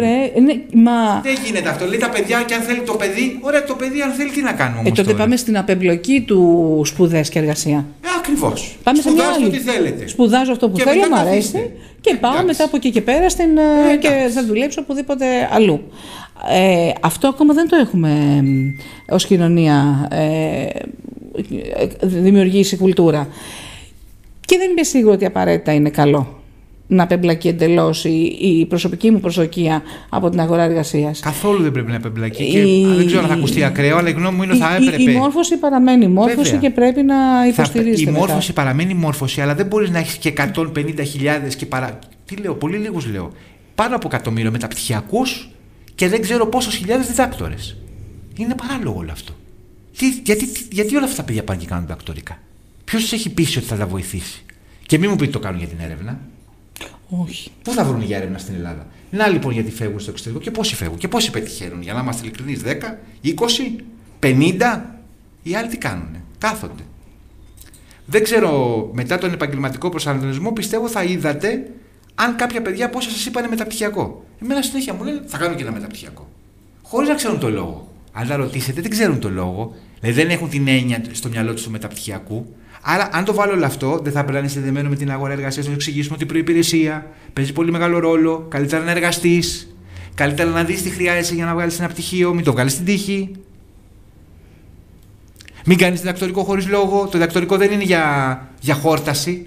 Συγγνώμη. Πρέπει να ξέρεις πού θα κάνεις, πού θα στοχεύσεις κάθε φορά. Πρέπει να υπάρχει στοχοθεσία σε ό,τι κάνουμε. Δηλαδή, εσείς τώρα που είστε νεότατοι, θα πηγαίνετε να κάνετε ξαφνικά ένα διδακτορικό χωρίς λόγο? Όχι, βέβαια. Θα είχατε κάποιο λόγο. Που μπορεί να έχετε κάνει κιόλας, με συγχωρείτε. Όχι, δεν είναι και το θέμα. Είναι ότι στη δική μας τη δουλειά, έτσι πως διαμορφωνόταν πριν 20 και πλέον χρόνια, δεν χρειαζόταν καν το μεταπτυχιακό. Είναι κακό? Καθόλου κατά. Επαγγελματικά όχι. Για ποιο λόγο? Γιατί ειδικευόμαστε τόσο πολύ σε ένα σύστημα εκπαιδευτικό, αυτό των Πανελληνίων, το οποίο όπως πορεύεται, το οποίο εν τέλει μπορεί να προσέδει στη δική μου κουλτούρα, πνευματική συγκρότηση, αλλά επαγγελματικά όχι. Άρα ο φόβος μου, και πάμε να κάνουμε ένα διάλειμμα, ο φόβος μου είναι αυτός. Εγώ είμαι υπέρ της ιδιωτικής εκπαίδευσης όταν είναι σωστά οργανωμένη. Όταν ξέρουμε γιατί ανοίγουμε τι και τι ζητάμε από το κάθε παιδί που βάζουμε. Και είμαι και υπέρ του Δημοσίου Πανεπιστημίου να κλείσουν ή να ανοίξουν σχολές, αυτό το ξέρουν και οι υπουργοί και τα λοιπά. Έτσι, αυτοί έχουν κάνει και τον προϋπολογισμό. Δεν έχω τα οικονομικά κάθε σχολείο για να απαντήσω. Αλλά πρέπει να είναι με σωστό πλάνο. Έτσι δεν είναι? Έτσι ακριβώς. Η Κόρινθος, που είναι μια πολύ μεγάλη πόλη, μια ιστορική πόλη, μια πόλη δίπλα στην Αθήνα. Μια πόλη για μένα πανέμορφη. Δεν θα μπορούσε να έχει μια πολύ καλή σχολή εδώ και να είναι το κέντρο? Για μένα θα πρέπει να έχει κάμπους. Να διέχει το πανεπιστημιακό κάμπους. Είναι από τα τουριστικά και ό,τι εμπλέκεται μέσα, τα οικονομικά και την αγροτική ανάπτυξη, γιατί αυτά έχει να παράγει η Κορινθία. Νομίζω ότι θα έπρεπε να δοθεί έμφαση και να μην. Ακόμα και αυτό μια σχολή εδώ, μια σχολή εκεί, μέσα στο κέντρο της Κορίνθου μου φαίνεται κάπως. Εγώ θα ήθελα ένα κάμπους στο οποίο θα υπάρχουν κάποιες σχολές στοχευμένα που θα μπορεί ο φοιτητής να κάνει και την πρακτική του και να το δει και το επάγγελμα στην πράξη. Φυσικά ο Αθηναίος όχι θα χαιρόταν να περάσει στην Κόρινθο, θα ήταν για αυτόν, θα σηκωνόταν το πρωί να πάει στη σχολή του και θα γίναγε το βράδυ σπίτι του. Ακριβώς. Αν δεν ήθελε να μείνει. Αλλά το ίδιο θα ήταν και για το Θεσσαλονικιό και για τον Πατρινό. Άρα, θα ήταν όμως σωστά οργανωμένο μέσα στην αγορά σε αυτό που θέλει η αγορά της Κορινθίας. Και όχι μόνο της Πελοποννήσου. Η νοολογία, τα πάντα. Δεν μπορεί η Καλαμάτα, που είναι μια πανέμορφη πόλη, να έχει τόσες σχολές και να μην έχουμε εμείς εδώ πέρα κάποιες σχολές. Όχι εμείς οι Κορίνθοι, καταλάβετε πώς το λέω. Υπάρχουν πόλεις που θα έπρεπε να είχαν σχολή και όπως είπατε να είναι συνδεδεμένοι με την αγορά εργασίας. Με την τοπική οικονομία. Να βγαίνουν τα παιδιά και να εργάζονται. Και δεν θα φεύγανε κιόλας. Ωραία, θα πάω σε 2 τελευταία θέματα. Θα φύγω λίγο από αυτό για να τα συζητήσω μαζί σας. Θέλω την άποψή σας. Είναι σημαντικό να πούμε λίγο για τη βία.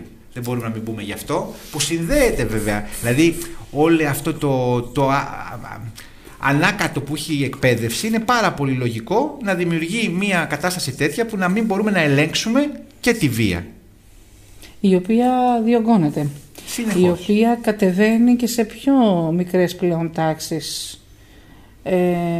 Η βία, η βομολογία, έτσι, οι ουσίες, το κάπνισμα. Το κάπνισμα, το οποίο δεδομένων των μηχανημάτων και των vape, όλο αυτό. Οι γονείς έχουν αρχίσει και νομίζουν ότι τα μηχανήματα. Γιατί δεν μπορώ να πιστέψω ένα παιδί γυμνασίου ότι βρήκε 100 ευρώ να αγοράσει το μηχάνημα. Συγγνώμη, τόσο κάνει. Πού το βρήκε τα χρήματα? Και που το θεωρούν και ανώδυνο σε σχέση με το πραγματικό, με το κανονικό τσιγάρο. Όλα αυτά είναι εθισμός, δυστυχώς, αλλά δεν το βλέπουμε. Εσείς λοιπόν έχετε, όχι μέσα στο σχολείο συγκεκριμένα, αλλά έχετε αντιληφθεί τα τελευταία 3, 4, 5 χρόνια μια έξαρση βίας στην πόλη μας, η οποία μπορεί να επηρεάζει και τα σχολεία γενικότερα? Καταρχήν πρέπει να παραδεχτούμε ότι το σχολείο και η κοινωνία βρίσκονται σε μια συνεχή αλληλεπίδραση. Εδώ θα προσθέσω και κάτι άλλο σε αυτό που είπε και ο κύριος Νικολόπουλος πριν, ότι αν είναι ιδιωτική ή δημόσια εκπαίδευση. Σε τέτοιες κοινωνίες όπως είναι αυτή της Κορινθίας, που είναι μικρή κοινωνία, δεν είναι η χαοτική Αθήνα, που και πάλι το συζητάμε πόσο μεγάλη είναι η Αθήνα σε σχέση με άλλες μεγαλοπόλεις, μητροπόλεις. Όπου τα παιδιά μπορεί το πρωί να φοιτούν άλλα σε ιδιωτικά, άλλα σε δημόσια σχολεία. Το απόγευμα όμως, στις εξωσχολικές τους δραστηριότητες, τον ελεύθερο τους χρόνο, θα συναναστραφούν όλα μεταξύ τους, ανεξαρτήτως σε ποιο σχολείο φοιτούν. Άρα τα ερεθίσματα είναι από την ίδια την κοινωνία. Επομένως, αν υπάρχει κρούσμα βίας σε ένα δημόσιο σχολείο, δεν αποκλείεται να υπάρξει και σε ένα ιδιωτικό σχολείο. Γιατί η κοινωνία είναι ίδια. Τα παιδιά ζουν στην ίδια κοινωνία και απορροφούν και απορροφώνται από αυτήν την κοινωνία. Αυτή η αλληλεπίδραση λοιπόν σχολείου κοινωνίας είναι αναπόφευκτη. Και αν θέλετε, τι θέλουμε, γιατί είπαμε θέλουμε σχολείο εξωστρεφή. Από την άλλη πλευρά, όταν πάμε τώρα μέσα στη σχολική δομή, πρέπει να μεριμνήσουμε ώστε όχι τι κάνουμε αν έχουμε κρούσματα βίας, να μην έχουμε κρούσματα βίας, να έχουμε χαμηλής εκτίμησης κρούσματα βίας.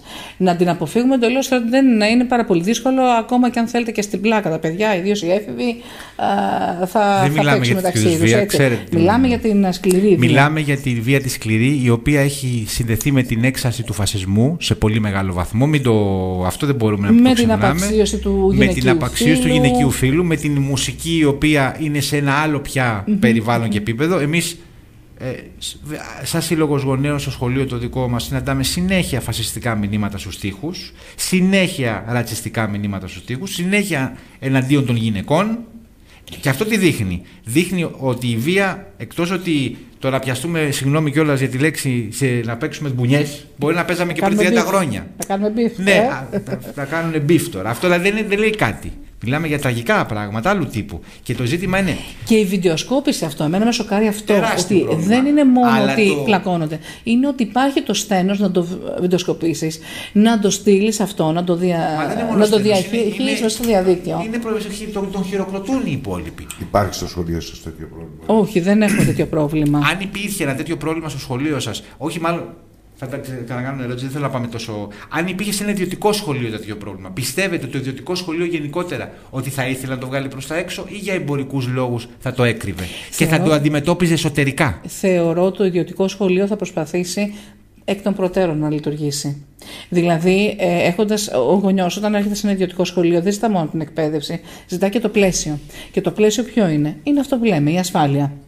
Άρα, μέσα στα πλαίσια της ασφάλειας, κάθε ιδιωτικό σχολείο που σέβεται την ταυτότητά του, οφείλει να δουλέψει πάνω στη σχέση των μαθητών, να δουλέψει πάνω σε αυτά τα θέματα, να μιλήσει με τους μαθητές, να ξετυλίξει τέλος πάντων και να βρει όλους εκείνους τους άξονες που πρέπει να δουλέψει, ώστε να προλάβει τα σκληρά. Όμως, το παιδί αυτό μετά βγαίνει, πάει στο φροντιστήριο. Φεύγει από το φροντιστήριο, πάει σπίτι. Δεν ξέρουμε τι αντιμετωπίζει σπίτι. Φεύγει, πάει στους φίλους. Πάει. Αυτό το παιδί μαζεύει, συλλέγει και ξαναγυρνάει στο ιδιωτικό την επόμενη μέρα. Μα γι' αυτό το σχολείο καταλήγει να είναι για το παιδί μια φωλιά.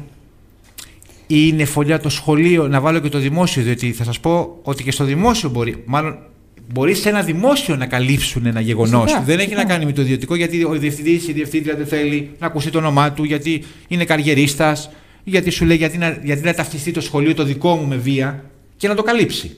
Δεν βάζω. Να σας πω κάτι, ακόμα και αν το καλύψω, δεν θα έχω δεύτερο και τρίτο και τέταρτο κρούσμα. Η συγκάλυψη θα φέρει κι άλλο κρούσμα. Αν υπήρχε αυτό που λέτε, δεν θα έχει σταματήσει αυτή η έξαρση, γιατί για μένα ναι, αντιλαμβάνονται, το κουκουλώνουν μέχρι που γίνεται το μπαμ. Δεν μπορεί να πιστέψω, δηλαδή ξαφνικά. Άρα δεν έχει ασχοληθεί με το πρόβλημα. Κανείς δεν έχει ασχοληθεί. Και πρώτα απ' όλα ξεκινάει αυτό από τον οποιοδήποτε Δήμο, από το οπουδήποτε Υπουργείο Παιδείας. Δεν είναι μόνο να περιμένουμε ένα καθηγητή στη γωνία να τον βάζουμε και του λέμε εσύ τι έκανες, τι να κάνει. Τι να πρωτοαντιμετωπίσετε δηλαδή έτσι? Δηλαδή, ας πούμε ότι εσείς καθημερινά πρέπει να διαχειριστείτε ως διευθύντρια όχι 200 παιδιά, 300 παιδιά. Δεν πρέπει να ασχοληθείτε και με το καθένα? Μπορείτε ξεχωριστά με το καθένα να εντοπίσετε το πρόβλημά του? Πρέπει να μιλήσετε με τους εκπαιδευτικούς, πρέπει πολλά. Θέλετε δομές από κάτω να σας υποστηρίξουν. Προφανώς. Θέλετε ψυχολόγο. Για παράδειγμα, είμαι σίγουρος ότι έχετε ψυχολόγο στο σχολείο. Βεβαίως. Ξέρετε πολύ καλά στα δημόσια ότι ο ψυχολόγος είναι γυρολόγος. Συγγνώμη για τη λέξη. Πάει στο ένα σχολείο μια Δευτέρα, μετά από μια εβδομάδα σε ένα άλλο άλλη μια Δευτέρα. Τι να σου λύσει αυτός ο άνθρωπος? Αν θέλει το παιδί θα. Μα και τι να σου δηλαδή, όχι, δεν μπορεί. Εσείς πόση ώρα περνάει το κάθε παιδί, ανεξάρτητα αν έχει κάτι? Δεν κάθεται τουλάχιστον 1 ώρα τη βδομάδα, 2 ώρες τη βδομάδα? Εμείς έχουμε συστηματική παρουσία. Στο δημόσιο μπορεί τώρα μια φορά το μήνα που το είδε να καταλάβει? Μάγος είναι? Δεν είναι μάγος. Αυτά λοιπόν είναι θέματα που ξεκινάνε από αλλού. Πόσο μπορεί λοιπόν το σχολείο να τα διαχειριστεί? Έχει ένα όριο το σχολείο. Άρα λοιπόν η βία δεν θα συνεχίσει να έχει έξαρση? Το σχολείο δεν είναι λίγο, πώς να το πω, λίγο μόνο του σε όλο αυτό το πράγμα? Φυσικά. Μα δεν, όπως είπατε πριν, ο δάσκαλος είναι αυτός που θα λύσει όλα τα προβλήματα. Ο δάσκαλος θα διαχειριστεί όσο είναι στη δική του εμβέλεια. Όσο ασκεί επιδραστικότητα στο παιδί, όσο μπορεί να ασκήσει, με τον τρόπο που μπορεί να ασκήσει, με το ταπεραμέντο του ή με την κουλτούρα του σχολείου. Γιατί κάθε σχολείο, δημόσιο ιδιωτικό, έχει μια κουλτούρα. Αυτή που ξεκινά από το διευθυντή, γιατί κατά τα ψέματα λέμε πάντα το ψάρι βρωμάει από το κεφάλι. Φυσικά, πάντα. Άρα είναι θέμα διευθυντή. Δεν αλλάζει αυτό. Είναι θέμα διευθυντή από εκεί πέρα το τι κουλτούρα θα έχει κάθε σχολείο. Γιατί όπως λέμε, άλλαξε ο διευθυντής, άλλαξε και το σχολείο. Προς το καλύτερο, προς το χειρότερο. Επαφίεται στο τι και η παιδεία στην Ελλάδα όλα τα χρόνια από το κεφάλι είναι το πρόβλημα. Ποιος ήταν πάντα το κεφάλι?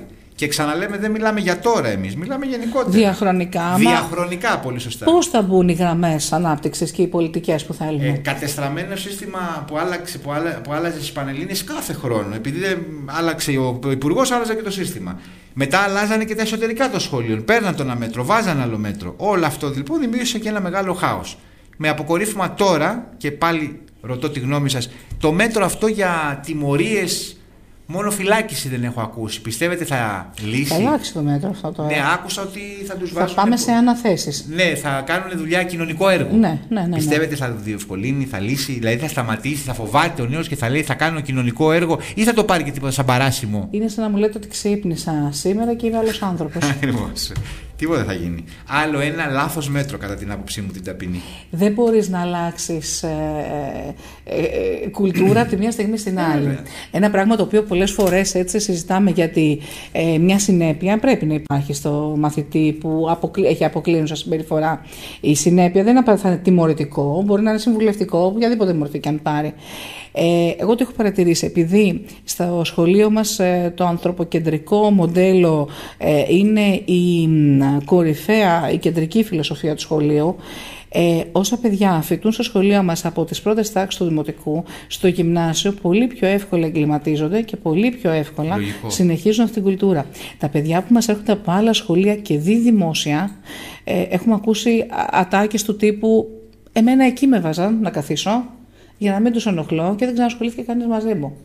Ή μπορεί να φέρνει και θέλω να πολλά πω, άσχημα. Και δυσκολεύονται να εγκληματιστούν ή φέρνουν όλο αυτό που έχουν βιώσει μέσα στο σχολείο, και από εμάς χρειάζεται περισσότερη προσοχή ώστε σιγά σιγά να τον εντάξουμε μέσα στην κουλτούρα σχολείο. Άρα γι' αυτό λέω ότι είναι σαν να ξυπνάω και να σας λέω είμαι άλλος άνθρωπος. Απλά εγώ είμαι υπέρ, και εσείς σίγουρα είστε υπέρ του δημόσιου σχολείου, του δημόσιου πανεπιστημίου. Θέλω να υπάρχουν, αλλά είμαι και υπέρ της ύπαρξης ιδιωτικών οργανισμών με υγεία, οι οποίοι είναι σωστά δομημένοι και τους έχουμε εξηγήσει και γιατί τους χρειαζόμαστε. Δηλαδή, ούτε υπέρ να υπάρχουν 50 ιδιωτικά σχολεία σε μια γειτονιά που υπολειτουργούν ή 400 φροντιστήρια και απλά ο ένας απολεμάει τον άλλον. Ακριβώς. Είναι αυτός ο ανταγωνισμός, ο ανούσιος, εις βάρος των παιδιών, και γιατί δεν πάει να είναι επιχείρηση. Δηλαδή, με συγχωρείτε κιόλας, όχι το σχολείο το δικό σας, ένα σχολείο που δεν πηγαίνει καλά δεν θα διώξει εκπαιδευτικούς? Θα διώξει.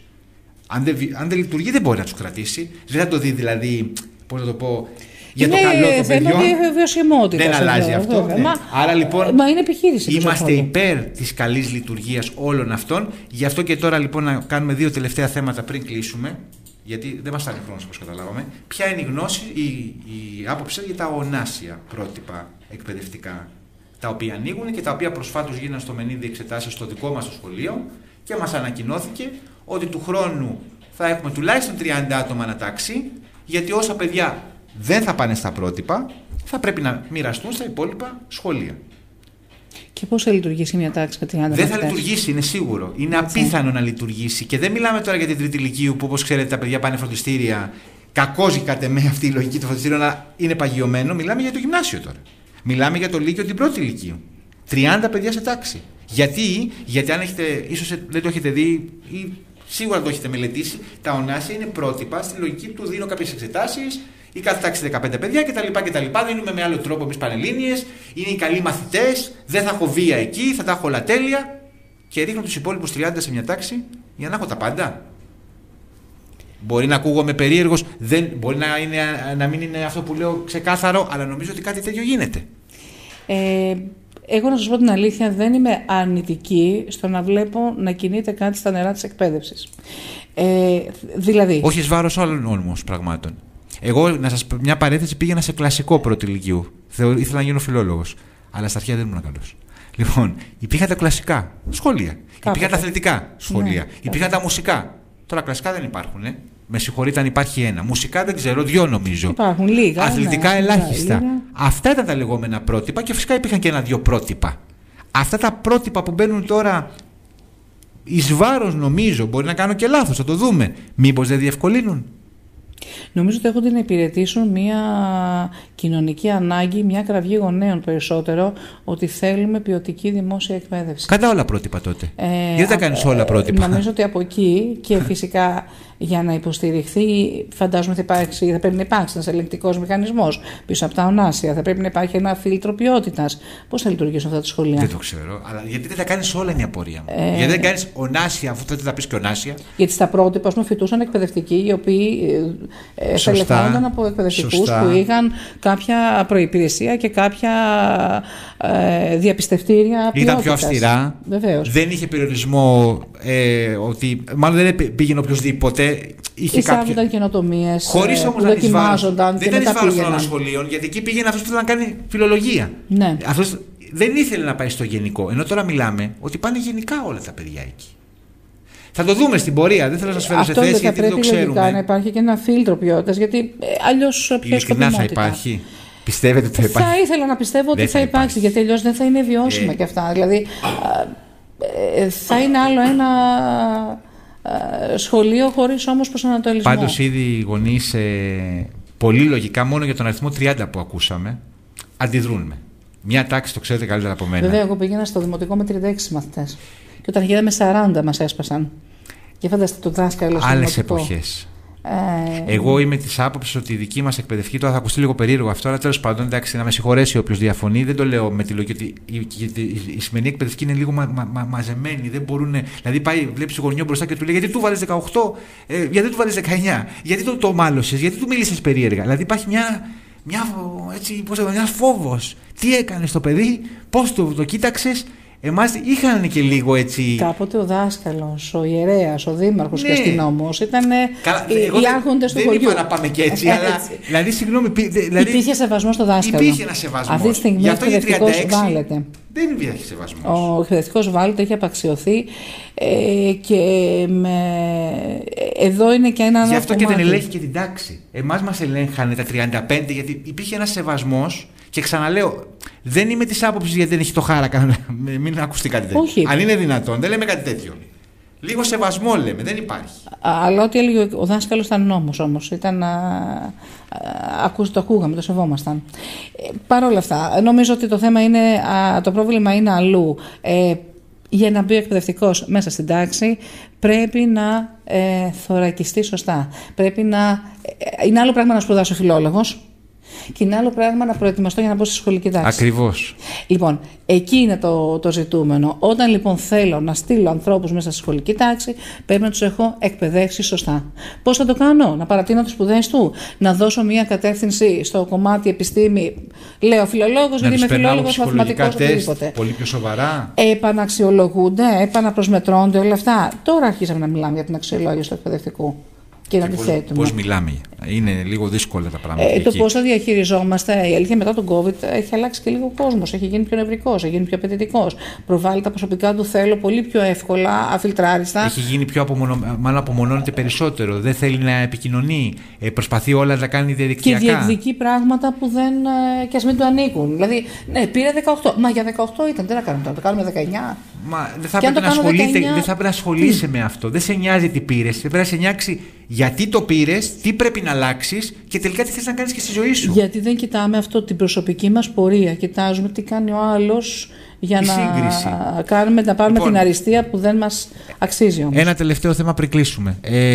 Επειδή μιλήσαμε για τον COVID, Ποια είναι η γνώμη σας για να κλείσουμε με αυτό? Ίσως στο σχολείο το συζητάτε με το πώς έχει γιγαντωθεί το κομμάτι της εξαποστάσεως εκπαίδευσης. Εμένα με βρίσκει εντελώς αντίθετο. Ναι, μεν είναι χρήσιμη για τον επαγγελματία, ναι, μεν είναι χρήσιμο για έναν άντρα ή μια γυναίκα που εργάζονται πολλές ώρες, που πρέπει να κάνουν ένα σεμινάριο, παλιά για τις εταιρείες, για να μην ταξιδεύει πολύ ο κόσμος και να έχει μεγάλο κόστος. Αλλά για τα παιδιά, για μένα, αν δεν υπάρχει τάξη, να ανοίξει το βιβλίο, να υπάρξει συζήτηση.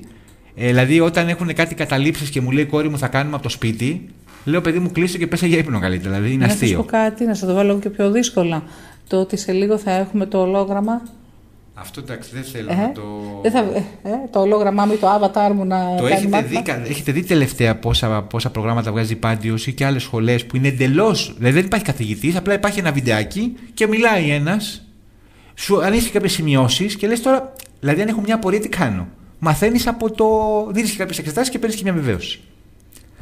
Αυτό αν το κάνεις σε ένα μικρό παιδί δεν είναι καταστροφή? Όχι. Και του βάλεις και το ολόγραμμα φυσικά, έτσι. Αλλά αυτό τώρα πιστεύω να μην το δω εγώ. Σκεφτείτε ότι την τεχνολογία θα μας φτάσει ουσιαστικά να συζητήσουμε κάποια στιγμή για το ολόγραμμα, όπως αυτή τη στιγμή συζητάμε κατά πόσο η τεχνητή νοημοσύνη θα αντικαταστήσει θα τον αντικαταστήσει. Τον εκπαιδευτικό, το λογοτέχνη.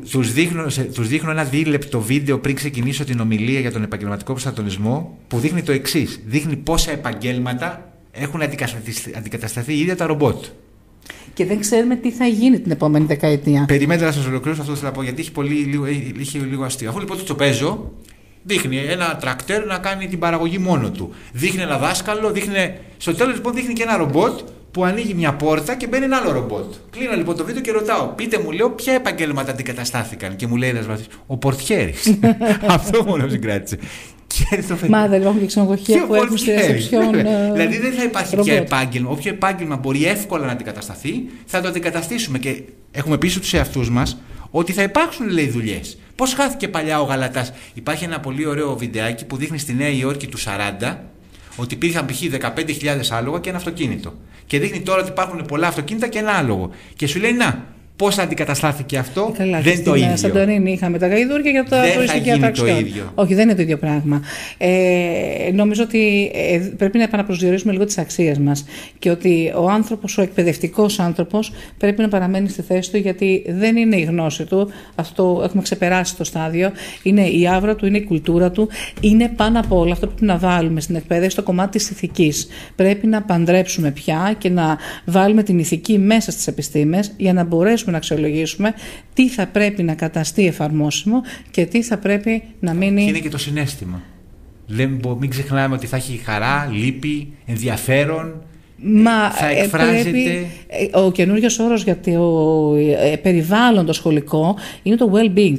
Δηλαδή ψάχνουμε πώς ο μαθητής θα είναι καλά μέσα στο σχολείο. Ακριβώς. Και του λέμε του μαθητή μην παίζει στο κινητό και θα του βάλουμε ένα ολόγραμμα να του κάνει μάθημα. Μα είναι τρελό αυτό, έτσι. Είναι αντιφατικό. Είναι τρελό. Έχουμε πολλά στοιχήματα και πολλά ζητήματα να λύσουμε μέσα στην εκπαίδευση. Και το βασικό τώρα που η τεχνητή νοημοσύνη μπήκε τόσο δυναμικά, την λέμε και νομίζω δεν έχουμε καταλάβει όλοι τι ακριβώς θα σημαίνει αυτό για την εκπαίδευση. Νομίζω ότι εδώ είναι που πρέπει να μπουν τα φίλτρα μας και αν θέλετε, ως Υπουργείο, ως ξεχωριστή σχολική μονάδα, ιδιωτική δημόσια, θεωρώ ότι πρέπει να μπουν εδώ τώρα τα φίλτρα και οι πολιτικές και οι άξονες πάνω στους οποίους λειτουργήσουμε. Για μένα, πάνω απ' όλα ο άνθρωπος. Τόσο γρήγορα που τρέχει. Δεν μπορούμε να το σταματήσουμε και δεν θα το σταματήσουμε κιόλας. Εμείς το μόνο που μπορούμε να κάνουμε είναι λίγο να μιλάμε στα παιδιά, να τους ρίξουμε ένα βιβλίο, να τα βγάλουμε λίγο έξω, ό,τι μπορούμε να περισσώσουμε. Θα δουν τον ήλιο, Ναι, δεν σταματάει αυτό. Ξέρετε, είναι τόσο γρήγορο και μάλιστα όταν σου λένε ένα παιδί, το χρησιμοποιώ για να ρωτήσω. Τι να ρωτήσεις? Πότε πέθανε, λέει ο τάδε? Γιατί δεν ανοίγει την εγκυκλοπαίδεια? Τι είναι αυτό? Όχι δεν ξέρει τι είναι, αλλά γιατί να το κάνω, σου λέει. Αφού ρωτάω, πότε πέθανε ο Κολοκοτρώνης? Πάπου το βγάζει. Ή εγώ να σας πω, μια άσκηση θα μου τη λύσει το ChatGPT για παράδειγμα. Εγώ είμαι λίγο με αυτό και τι συνάδελφοι το χρησιμοποιούν τέτοια εργαλεία. Εγώ είμαι αντίθετη λίγο σε αυτό. Γιατί παιδιά, έχει χαθεί ψυχή μου από εκεί μέσα από αυτά τα κείμενα. Δεν υπάρχω εγώ, δεν υπάρχει αυτό που. Το εργαλείο βγάζω. αυτό, αν δεν ασχοληθείς μαζί του σοβαρά, δεν σου δίνει τις απαντήσεις που θες όπως πρέπει. Θες να το χρησιμοποιήσεις, πρέπει να μάθεις να δουλεύεις πάνω σε αυτό. Δηλαδή θέλει και να διαβάσεις και να το διαβάσεις τι γράφει. Έχει πολλά λάθη σήμερα που μιλάμε. Όσο χρόνο θέλω να το εκπαιδεύσω, έχω τελειώσει εγώ το κείμενο και το έχω κάνει μόνος μου. Βέβαια, original. σε μια δεκαετία μπορεί πραγματικά να μην χρειαζόμαστε. Σήμερα όμως, αλλά έχουν επίσης τα παιδιά τον εαυτό τους ότι από τώρα μπορούμε, είμαστε καλά. Τώρα ακούσω τις φίλες πολλές φορές της κόσμου και λένε θα βάλω την άσκηση λέει, και θα μου τη βγάλει. Ναι. Και λες τώρα, ο εκπαιδευτικός δεν μπορεί να καταλάβει. Φυσικά και μπορεί να καταλάβει. Δεν πολύ νοιάζει μεταξύ μας. Όχι όλους τους εκπαιδευτικούς, γιατί και αυτός πιθανόν βγάζει τις σημειώσεις του από εκεί. Μην τώρα γελιόμαστε, ετοιμάζει παρουσιάσεις από εκεί, πάει σε συνέδρια από εκεί. Τα πάντα πια κάνουν από εκεί. Δηλαδή είναι δεδομένο.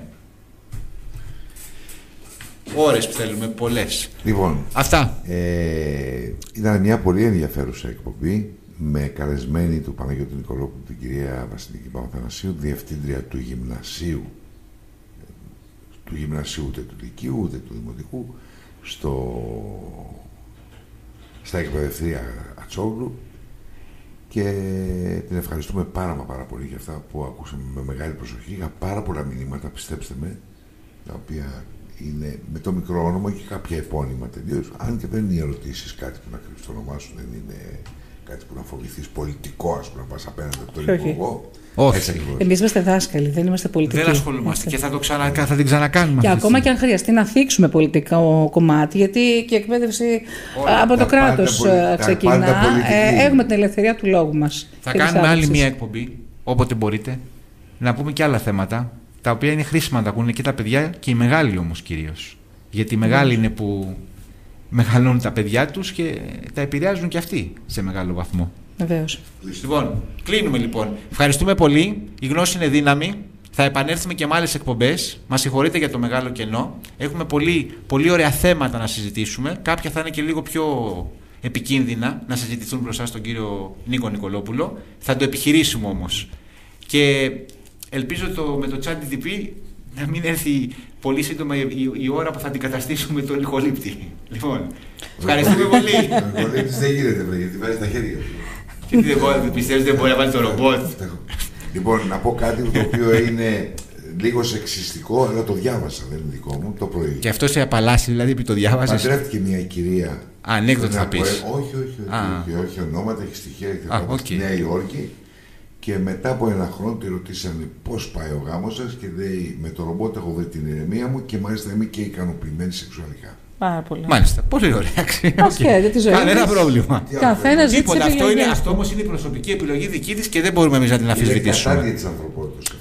Δικαίωμά της. Στο σχολείο να μην επηρεάζεται από ζούμε τις επιλογές μας. Είναι κατάδια. Συγγνώμη, από τον άλλον που είχε παντρευτεί μια γλάστρα και από τον άλλον μια καρέκλα, νομίζω είναι λίγο πιο. Και ο άλλος που κληροδότησε το σκύλο του, τη γάτα του, τι είχε. Ένας.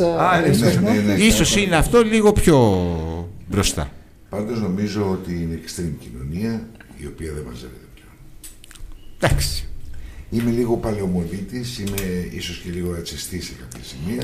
Όχι, αυτό δεν είναι. Αυτό είναι ξεκάθαρο ότι δεν μαζεύεται πλέον. Επειδή είμαι αισιόδοξος άνθρωπος, θα διαφωνήσω μαζί σας. Γιατί κάθε κοινωνία έχει τις δυσκολίες της.